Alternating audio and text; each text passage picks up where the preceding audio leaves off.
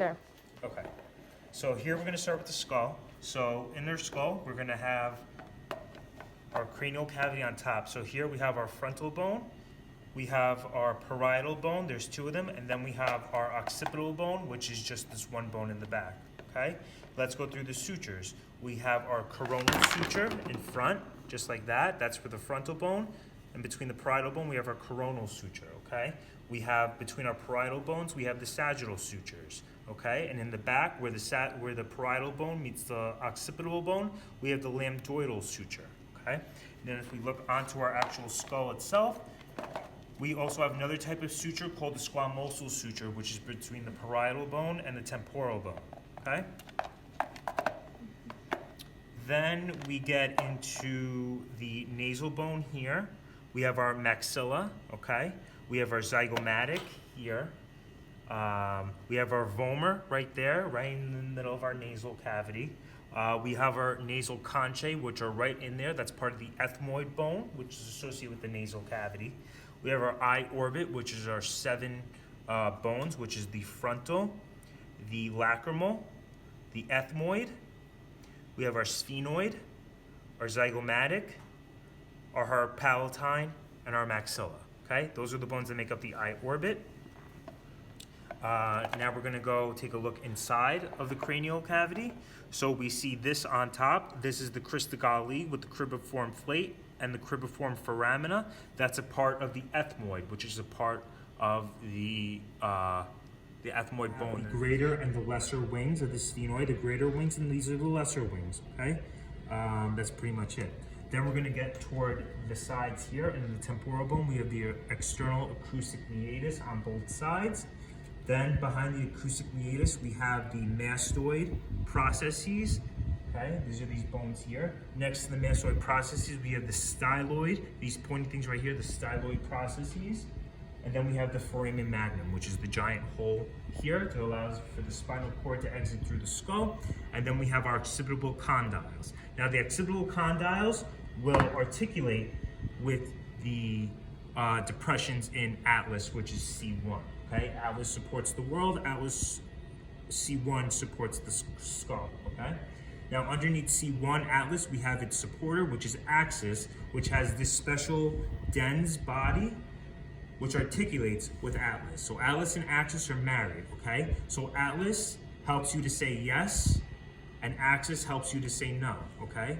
Now remember that the occipital condyles of the occipital bone articulates with the regions in atlas, and they're married, okay? Just like that. Okay? Then, remember, we have 7 cervical vertebrae. And remember that this is a cervical vertebrae because it has 3 holes, okay? This is the transverse foramina, which has the vertebral arteries, which brings blood to the brain, okay?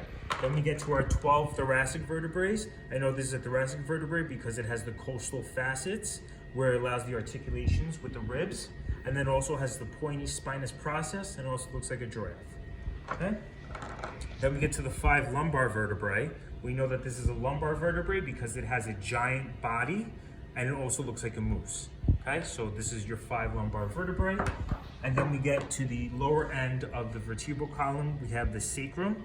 There's 5 sacrum, and then we have the coccyx, which is our tailbone, which is 4 bones fused into 1. Okay, so that is our vertebral column. Then we're going to get to our thoracic cage. We're going to start with our sternum. We have the manubrium of our sternum, the body of the sternum, and then the xiphoid process, which sticks out at the bottom. Okay. Then we have our thoracic cage with our ribs. We have 12 pairs of ribs total. Ribs 1 through 7 are our true ribs, which are known as the vertebro-sternal ribs because it goes from the vertebrae through our sternum. When it connects, we say it's true because it makes a direct articulation with the sternum. For ribs 8 through 12, we say that those are our false ribs because they don't make a direct articulation with our sternum. Instead, they connect to the cartilage known as your costal cartilage found on your sternum. Now, those ribs 8 through 10 are called the false ribs because they connect to the cartilage. They're also called the vertebrochondral ribs. And then we have the two floating ribs, which is known as ribs 11 and 12, and that is just known as the vertebral ribs because they protect the kidneys. Wouldn't they make a part of the false ribs too? Yes. Ribs 11 and 12 also make up part of the false ribs. So ribs 8 through 12 are false, ribs 11 and 12 are the false floaters. That's the thoracic cage. Now we're going to go to the appendicular skeleton. We know that the clavicle is the only way that the axial body meets the appendicular body, okay, through the way of the clavicles. I don't have the clavicle to show at the moment, but we know that the clavicle articulates from the sternum all the way to the scapula, okay? Now the scapula is one of two bones that makes up our pectoral girdle, the other is being the clavicle, okay? Now this is the parts of the scapula. We have the coracoid process, the acromion process. I know that this is the acromion process because it meets the spine. And I know wherever the spine of the scapula is, that must always be the posterior region. Now you want to make sure that the glenoid cavity, which you can see right here, where the head of the humerus articulates with, is always facing the lateral side of the body because that will allow the head of the humerus to articulate with. So make sure this end is always lateral, okay? We have our medial border of our scapula. We have our lateral border, okay? We have our glenoid cavity, coracoid process, the acromion process, the spine of the scapula. Okay, now we're gonna get to our humerus now. This is our arm bone, okay? We have the head of the humerus, we have our anatomical neck, we have our surgical neck, okay? Anatomical neck, you can tell is the ridge. Here's our surgical neck. If we go down, we can see in the posterior part, we have our olecranon fossa, where the olecranon process of the ulna is gonna articulate to allow the hinge motion at our elbow, okay? We have another part of the bone, which is rounded in appearance, and it's known as the capitulum. And then we have the bow tie shaped bone known as the trochlea, okay? Capitulum, trochlea. And this allows for the movement of the ulna to go in and out, okay? And then we also have the epicondyles at the sides of the bone, okay? Now, at the end of the ulna, we have the head of the ulna here. This is the head of the ulna. Then we have the ulna styloid process, and always remember that the ulna is on the side of the pinky, okay? So anytime you have your side of your pinky, that is always going to be associated with your ulna. If we go to your radius, I know this is the radius just by looking at it because the radius has a circle on top, which means radius for circle, okay?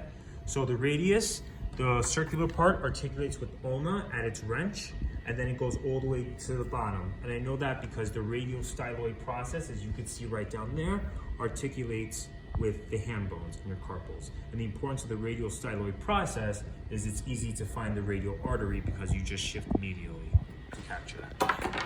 We go to the hand, we have our 7 carpals, our 5 metacarpals, and then our phalanges. Remember that your thumb is the only phalange to have 2 segments of phalanges. The rest of them are 3, okay? You can remember that by 2 thumbs up.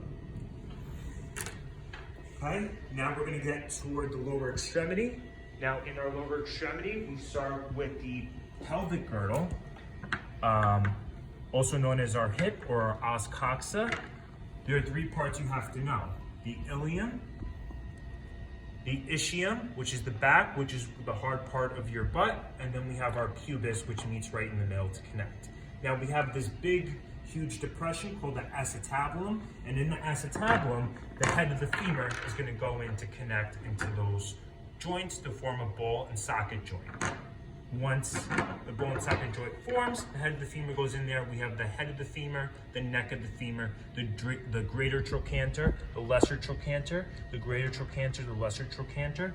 In the back of the femur, we have the condyles, we have the epicondyles, okay? These are your condyles, epicondyles, that articulates with the tibia, also our patella. Don't forget about our knee joint. The patella is a sesamoid bone wrapped in the tendon of the quadriceps, and then after it meets the patella, it becomes the patellar tendon. We have menisci, we have a medial meniscus and a lateral meniscus. We have our collateral ligaments, so we have the lateral collateral ligament because it's on the side of the fibula, and I know fibula is always the lateral bone. We have the medial collateral ligament because it's on the medial side of the body. And in the back, we have our cruciate ligaments. So we have the anterior cruciate because it's facing anterior, and then the posterior cruciate in the back. We have our tibia, okay? When we go down our tibia, we have our medial malleolus or malleolus, and I know that this is medial because my tibia is always the medial bone. So I know the medial malleolus is always located on the tibia. Versus my fibula, which carries the lateral malleolus, and I know that's my lateral malleolus because I know the fibula is always my lateral bone. So I know that always has to be called the lateral malleolus. Okay? Then we get down to the foot. Now in the foot, the tibia makes a direct articulation with our talus, which is your ankle bone. And then we have our calcaneus, which is our heel bone. Okay, that provides most of like the rigid support for our body to bear all of our weight. We have our tarsals. We have our 5 metatarsals, and then we have our phalanges of our toes. And remember that the big toe, also known as the hallux, gets 2 phalanges, and then the rest of the toes have 3 phalanges.